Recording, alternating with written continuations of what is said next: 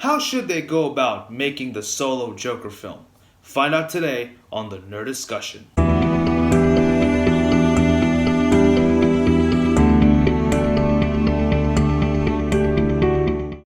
Welcome back, everybody, to the Nerdiscussion, the show on my channel where I take a topic from the world of comic books, video games, anime, and pro wrestling, and I give my 2 cents expanding on it, and then I leave the floor open to you guys where you can discuss about it in the comment section below. Now, I know that the DC Extended Universe has been in a bit of a frenzy as of late with the whole news of Superman and Henry Cavill reportedly leaving the project, but, I wanted to kind of talk about that a little later once this whole hoopla has died down. But for now, I wanted to get into the solo Joker film that's being planned for the DC Extended Universe and possibly many other Elseworld storylines. So without further ado, let's dive right in. So for starters, the Joker is one of the most iconic villains, not just even in comic books, just all over the world. The Joker is synonymous with evil, and I think that he's been a big staple of the DC universe, whether it be in comics, video games, movies, animated shorts. He's had many incarnations throughout the years, starting with Cesar Romero in the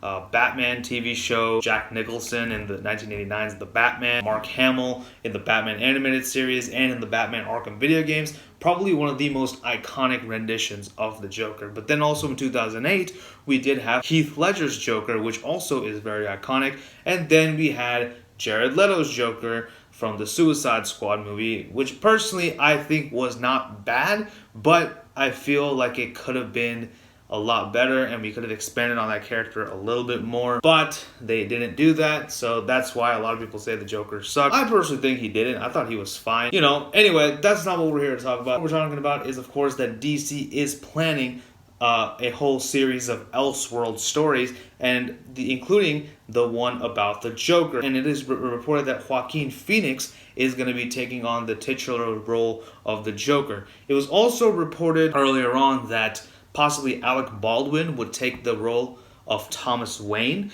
but of course they did feel that he was gonna become more of like a caricature of Donald Trump, and the thing is, he already kind of does that on SNL, so obviously they didn't want to see that on the big screen. So what do I personally think of the film? Personally, I think Joaquin Phoenix is a great choice for the Joker. I think he would really do a great job. The man is an amazing actor. He's a very cerebral actor. Admittedly, I've only seen like scenes of his. I haven't really watched like an entire movie, but whatever I've seen, I've been very, very impressed so far, and I think he can do a lot of good for this role. He's also was asked by Collider about this movie, and he was at first apparently looking to do something a little bit more low budget with the Joker, and now this Elseworld story looks like exactly that. And apparently he read the story and he was very, very excited, and he says it's going to be nothing like we've ever seen before. But then again, actors are supposed to say that about scripts they accept, aren't they? We'll see. I think that it should be a really interesting film.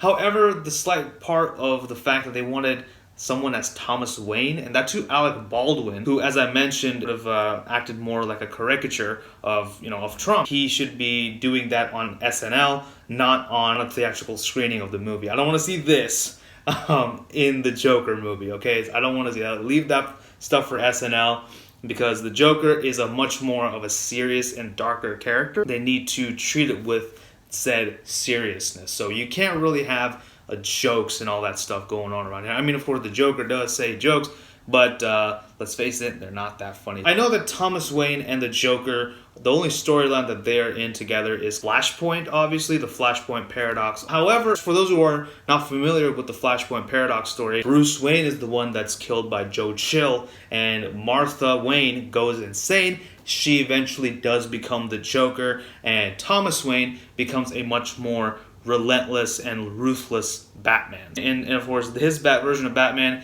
has no code against killing. He says everything is fair game and whatnot. So I feel that he's one of the more interesting renditions of the Batman character. So that's actually pretty cool. I thought that was interesting, and I think he's one of my favorite Batmans, Thomas Wayne Batman, particularly because, of course, the eyes are red instead of white. So I feel that kind of brings out the rage in the Batman character for the loss that he suffered. However, as with all of my nerd discussion videos, and of course with some similar like this, in the same fashion as my Green Lantern video, I am going to cast the Joker film, the characters that are going to be in it, and obviously I'm going to tell you guys what I would like the story itself to be. So let's talk about the casting for a second. First things first, I do want to say I like the casting choice of Joaquin Phoenix. I think he is perfect as the role. I think he would do a really good job. So I don't want to make any changes to the Joker himself. I think he'll do a great job as the Clown Prince of Crime. As far as Thomas Wayne is concerned, if they're going this route,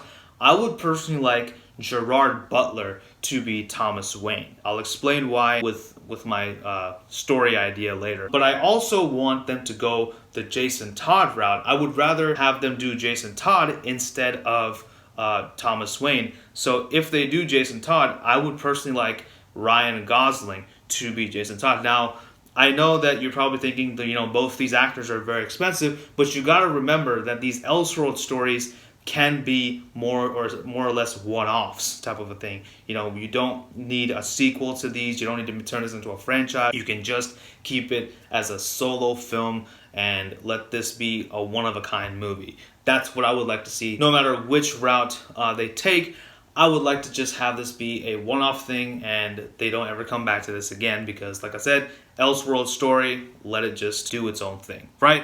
But as far as Ryan Gosling is concerned, if you have watched the movies Drive and Only God Forgives, among other films, you will understand why I want Ryan Gosling to be Jason Todd, aka the Red Hood, aka one of my favorite characters in the Batman mythos, and I think my overall second favorite DC character after Deathstroke. So that's what I think should be the cast. Now let's get into what the story should be. So I'm going to do something a little bit different. I actually have two versions of the Joker movie because I personally don't want to see Jason Todd and Thomas Wayne Batman meeting up together because I think both of them have similar philosophies as far as taking care of crime, and they are radically different from Bruce Wayne. So I don't think that they would really need to meet at all. I think they can be their own separate entities. However, I think that they should only make one Joker film, like I said. So I would say let them pick either or, Jason Todd or Thomas Wayne. If they pick Thomas Wayne, here's what I think they should do. In the Thomas Wayne movie, when of course the Wayne family encounters Joe Chill behind the theater, I would like for Bruce Wayne and Martha Wayne to be killed because if they're doing Joaquin Phoenix Joker, Martha Wayne actually becomes the Joker when Bruce Wayne only dies. So we're going to have to kill off Martha as well. I am very sorry, Superman and Batman. I know you wanted to save Martha, but in this case, we're going to kill Martha. This would piss off Thomas Wayne enough to find out what's going on. He, of course, dons the Red Eyes Batman suit, and he goes, hunts down Joe Chill, finds out that he, of course, worked for the Joker, and then he makes it his life mission to track down the Joker and put an end to him for good. Now, as far as the Red Hood is concerned, I personally would like for this story to be heavily inspired by Death in the Family and Under the Red Hood, two amazing stories concerning Jason Todd. I would love for Batman not to be involved in this one. There's no Batman here. It's just Red Hood and it's just the Joker. I want also this movie to be told from the Joker's point of view because I think that would be a little bit interesting. Just something a little different, and I think that fans would like to see that because, it's rare that we see a movie like this from the villain's point of view. The story itself would be that the Joker kills the Red Hood, kills Jason Todd. Todd, of course, resurfaces later on as the Red Hood. Red Hood is, of course, tracking down the Joker. They have this big battle, and now, since there is no Batman to tell Jason Todd, hey, don't kill him, don't do this, and kind of, explaining his code to Jason Todd, we'll see if Todd does actually pull the trigger or if he lets the Joker go. I think that would be interesting because, in a way, Batman was almost like his conscience, in the Under the Red Hood story towards the end of the movie, of course, when he explains why he doesn't kill at all. And I think that was pretty cool.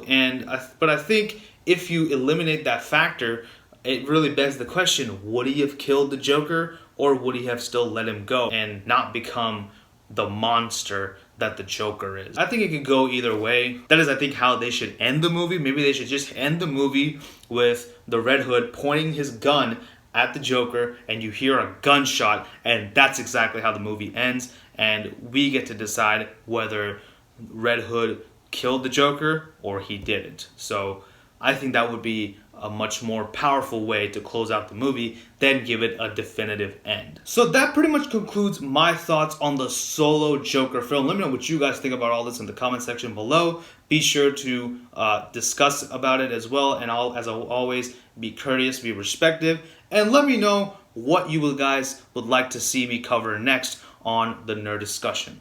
Don't forget to like, share, and subscribe. Follow me on social media, and tell your friends about the Nerdy Mark. Thank you so much for watching. Thank you for all the support. This is Sid signing off. You guys take care. Bye-bye.